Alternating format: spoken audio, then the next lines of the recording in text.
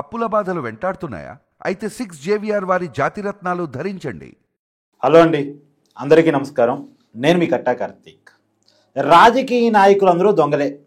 ఏ పార్టీలో ఉన్నా అటు ఇటుగా సంపాదనలో తేడా ఉంటుందేమో కానీ అందరూ రాజకీయ నాయకులు అవినీతి పరులే. సహజంగా రాజకీయ నాయకుల మీద ప్రజల్లో ఉండేటువంటి వైఖరి ఇలా ఉంటుంది. కానీ ఐపీఎస్ల మీద ఐఏఎస్ల మీద విపరీతమైన రెస్పెక్ట్ ఉంటుంది. వాళ్ళు చాలా కష్టపడి చదువుకొని పైకి వచ్చిన వాళ్ళు అనేటువంటి ఒక అభిప్రాయం ఉంటుంది. కానీ వరుసగా ఆంధ్రప్రదేశ్లో అరెస్ట్ అవుతున్నటువంటి కేసులు ఎదుర్కొంటున్నటువంటి ఐపీఎస్ని ఐఏఎస్ని చూస్తే ఏమర్థం అవుతుంది? లేటెస్ట్గా ఐపీఎస్ అధికారి అయినటువంటి సంజయ్ సుప్రీంకోర్టు వరకు వెళ్ళినా ఊరట దక్కక ఇవాళ జైలుకి వెళ్లాల్సిన పరిస్థితి. అగ్నిమాపక శాఖ చీఫ్గా పనిచేసినప్పుడు అవినీతికి పాల్పడ్డాడు అనేటువంటిది అతని మీద మోపినటువంటి అభియోగం. కానీ గతంలో ఇతను మాత్రమే కాదు, అనేక మంది ఐపీఎస్, సీతారామాంజనేయులు డీజీ ర్యాంక్ అధికారి, డీజీపీ కావాల్సిన వ్యక్తి, అతను అరెస్ట్ అయ్యి జైలు పాలైనటువంటి పరిస్థితి. శ్రీలక్ష్మి మీద వైసీపీ నాయకులే మోపుతున్న అభియోగాల గురించి కొత్తగా చెప్పవసరం లేదు. పైగా ముగ్గురు ఐపీఎస్ అధికారులు ఆంధ్రప్రదేశ్ ప్రభుత్వం సస్పెండ్ చేసింది. గతంలో ఒక మహిళను అక్రమంగా డిటైన్ చేశారనేటువంటి విషయంలో కాంతిరాణ టాటా, విశాలుగున్ని, సీతారామాంజనేయులు. ప్రస్తుతం సీతారామాంజనేయులు జైలు జీవితాన్ని కూడా గడిపినటువంటి పరిస్థితి. ఇది పక్కన పెడితే ధనుంజయ రెడ్డి కన్ఫర్డ్ ఐఏఎస్, అతను లిక్కర్ స్కామ్లో జైలుకు పోయినటువంటి పరిస్థితి. ఇలా ఐఏఎస్లు ఐపీఎస్లు కేసులు ఎదుర్కోవాల్సిన రావటం ఏంటి, వాళ్ళు జైలు పాలు కావాల్సిన పరిస్థితి రావటం ఏంటి, దీనికి కారణాలు ఏంటి మాట్లాడుకునే ప్రయత్నం చేద్దాం. నాతో ఉన్నారు ప్రముఖ సామాజిక రాజకీయ విశ్లేషకుడు డివి శ్రీనివాస్ గారు. సార్ నమస్కారం. నమస్తే సార్. వరుసగా ఒక 7-8 మంది పేరు చెప్పగలను నేను. శ్రీలక్ష్మి, ధనుంజయ రెడ్డి, తర్వాత పివి సునీల్ కుమార్, సంజయ్, కాంతిరాణ టాటా, విశాలుగున్ని, ధనుంజయ రెడ్డి, ఇలాంటి అనేక మంది ఐఏఎస్లు ఐపీఎస్లు వరుసగా అభియోగాలు ఎదుర్కొంటా ఉన్నారు, కేసులు ఎదుర్కొంటా ఉన్నారు, కొంతమంది జైలు పాలు అవుతూ ఉన్నారు. ఐఏఎస్లు ఐపీఎస్లు జైలు పోవటాన్ని ఎలా చూడాలి? వీళ్ళు ఐఏఎస్లు ఐపీఎస్ల అవినీతి ఎస్ల అక్రమ ఎస్ల అంటే వీళ్ళు చదువుకుంది సర్వీస్ చేయడానికి వచ్చారా, దోచుకోవటానికి వచ్చారా, స్కామ్స్ చేయటానికి వచ్చారు? అంటే వీళ్ళ దృష్టిలో ఐపీఎస్ అంటే ఇండియన్ పోలీస్ స్కామ్స్, ఐఏఎస్ అంటే ఇండియన్ అడ్మినిస్ట్రేషన్ స్కామ్స్. సర్వీస్ చేయాల్సిన వచ్చిన వాళ్ళు వీళ్ళు స్కామ్స్ చేశారంటే అగ్నిమాపక శాఖలో ఏం జరిగింది అసలు జగన్మోహన్ రెడ్డి 5 ఏళ్లలో? ఇప్పుడు మీరు చెప్పారు సంజయ్, సునీల్ కుమార్, వీళ్ళిద్దరూ అగ్నిమాపక శాఖ మరియు బాధ్యులుగా అసలు అందులో అవుట్ సోర్సింగ్ పర్సన్స్గా ఉద్యోగాలు ఎవరికి ఇచ్చారు, కాంట్రాక్ట్ ఉద్యోగాలు ఎవరికి ఇచ్చారు, ఎవరెవరి ఉద్యోగాలు పర్మనెంట్ చేశారు, వీటన్నిటిపైన ఒక సిట్ వేయాలి. సునీల్ కుమార్ అగ్నిమాపక శాఖ డీజీగా అతను ఉన్నప్పుడు, మరి సంజయ్ ఉన్నప్పుడు, భారతీ మేడము జగన్మోహన్ రెడ్డి ఇంట్లో పనిచేసే పని మనుషులకి ఒక 60 మందికి ఉద్యోగాలు ఇచ్చారట. అంటే జీతాలు ఎక్కడి నుంచి వస్తాయి, పని అక్కడ. అరే, జగన్మోహన్ రెడ్డి భారతీ మేడం దగ్గర పనిచేసే పని మనుషులు అగ్నిమాపక శాఖ ఉద్యోగుల? ఇప్పుడు అవినాష్ రెడ్డి ఇంట్లో పనిచేసే వాళ్ళు ఇక్కడ ఉద్యోగులు, మిథున్ రెడ్డి ఇంట్లో పనిచేసే వాళ్ళు ఇక్కడ ఉద్యోగులు. ఎట్లా ప్రభుత్వ ధనం మన ఇళ్లల్లో పని మనుషులకి జీతాలుగా ఇచ్చారు? కొత్త కొత్త విషయాలు బయటకు వస్తున్నాయి.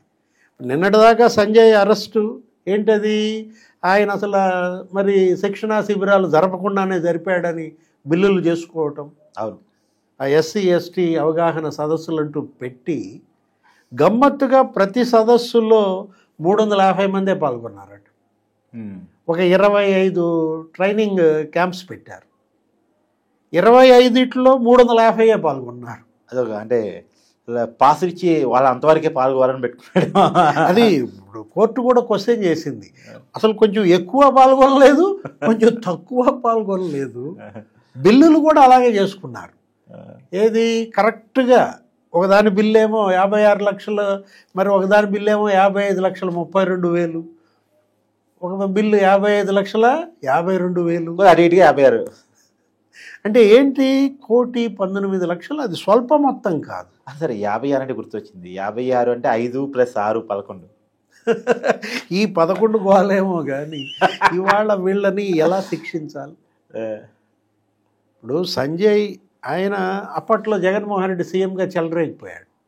పొన్నవల్లి సుధాకర్ రెడ్డి ఆయన ప్రెస్ మీట్లు, చంద్రబాబు అరెస్టు, ఆ స్కిల్ డెవలప్మెంట్ కార్పొరేషన్ మీద అసలు గంగ నాసిక్లో పుట్టిందనో ఏదో అన్నట్టున్నారు.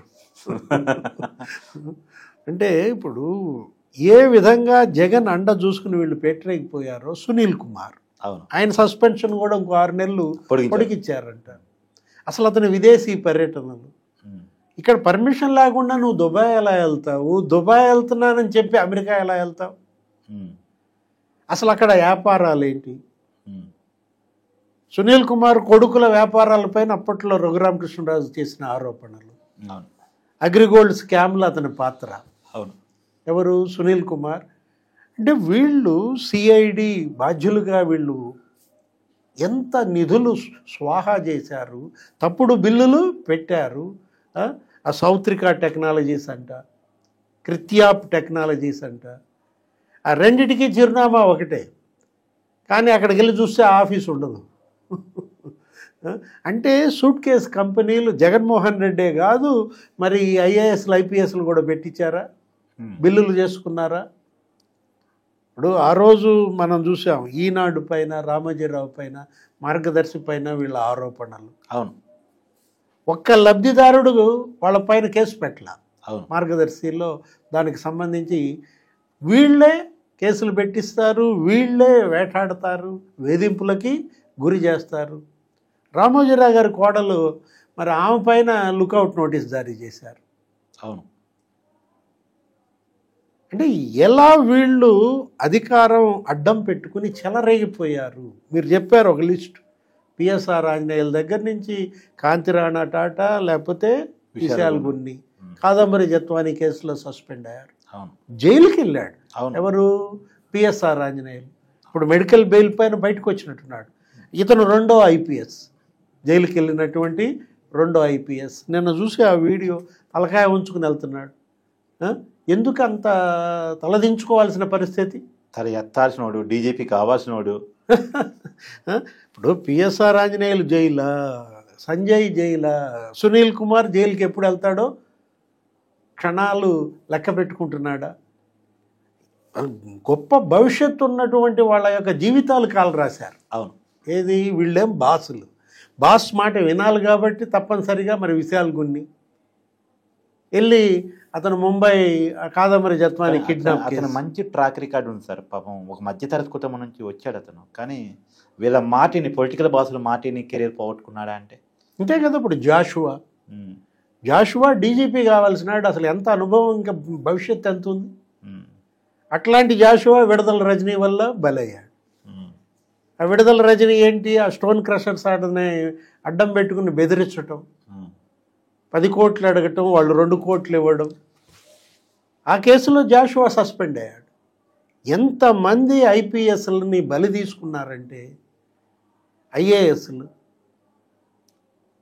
ఇప్పుడు ధనుంజయ రెడ్డి జైలుకి వెళ్ళే పరిస్థితి ఎందుకు వచ్చింది? అవును, కన్ఫర్మ్ ఐఏఎస్. అంటే ఒక రకంగా చెప్పాలంటే జగన్మోహన్ రెడ్డిది తప్పిదమా, లేదు వీళ్ళదే తప్పిదమా? స్వయంకృత అపరాధాలే కనపడుతున్నాయి. అతను చెప్పినంత మాత్రాన వీళ్ళు గడ్డి గరచాల్సిన అవసరం ఏముంది? అంతే సార్. అవును, కేవలం ఇవాళ సునీల్ కానీ, సంజయ్ కానీ వీళ్ళేంటి మళ్ళా అంబేద్కర్ గురించి మాట్లాడతారు. అసలు సునీల్ కుమార్ అయితే అసలు ఒక పెద్ద సంస్థ ఒకటి పెట్టాడు. ఇదా అంబేద్కర్ రాజ్యాంగం కావాలని ప్రబోధాలు చేస్తాడు, మిషన్ ఒకటి పెడతారు, కానీ వీళ్ళు అమలు చేసిందే రాజ్యాంగం. రాజారెడ్డి రాజ్యాంగమా? జగన్మోహన్ రెడ్డి కొట్టమన్నాళ్ళ కొట్టడం, కేసులు పెట్టమన్న వాళ్ళందరిపైన కేసులు పెట్టడం. ఏ అంబేద్కర్ చెప్పారు? వీళ్ళు అంబేద్కర్ పేరు ఎత్తే అర్హత వీళ్ళకు ఉందా? అంబేద్కర్ ఆయన ఏంటి చిత్తశుద్ధితో పనిచేయమని చెప్పాడు. ఎటువంటి రాజకీయ ఒత్తిళ్లకు మీరు లోను కావద్దని చెప్పాడు. మహాట ఏం చేస్తారు సార్? గవర్నమెంట్ లూప్ లైన్లో పెడతారు, అంతకుమించి ఏం చేయగలరు? వీళ్ళు ఉద్యోగాలు తీసేస్తారా? ఆయన గవర్నమెంట్తో ఫైట్ చేసుకున్నాడుగా పోలీస్ ఆఫీసర్ ఆయన జగన్మోహన్ రెడ్డి తోటి.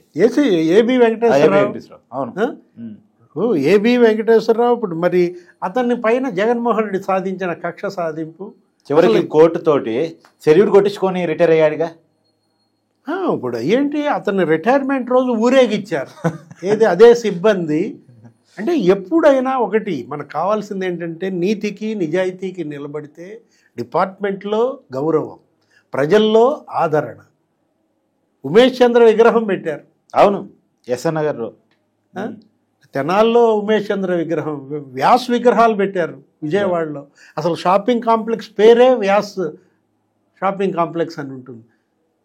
అంటే ఏంటి, ప్రజల్లో నిజంగా వాళ్ళ గుండెల్లో నిలబడితే ఆ అధికారులకు ఉండేటువంటి విలువ, ఆదరణ, గౌరవం.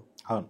ఇప్పుడు శ్రీలక్ష్మి పరిస్థితి వాళ్ళేమై చివరికి భూమన కరుణాకర్ రెడ్డే శ్రీలక్ష్మిని తిట్టే పరిస్థితి. ఇది విచిత్రంగా ఉంది సార్ నిజానికి. అంటే అవసరం దేని తర్వాత మనుషులను వాళ్ళు ఎలా చేస్తారు అంటే ఇది ఒక ఉదాహరణ అనుకోవచ్చా? అంటే కదా యూజ్ అండ్ త్రో, ఏది వాడుకుని వదిలేయడం అనమాట. అంటే ఇప్పటికైనా వీళ్ళ కళ్ళు తెరుచుకోకపోతే, అంటే జగన్మోహన్ రెడ్డి కోసం వీళ్ళ భవిష్యత్తునే నాశనం చేసుకున్న ఎలా యూజ్ అండ్ త్రో పాలసీ అనేది నీకు శ్రీలక్ష్మే ఉదాహరణ. ఇప్పటికైనా వీళ్ళల్లో పరివర్తన రావాలి, ఏది వాళ్ళల్లో పశ్చాత్తాపం రావాలి. ఇంకా భవిష్యత్తులో ఏది ఇలాంటి తప్పులు చేయాలంటే భయపడే పరిస్థితి రావాలి. Thank you.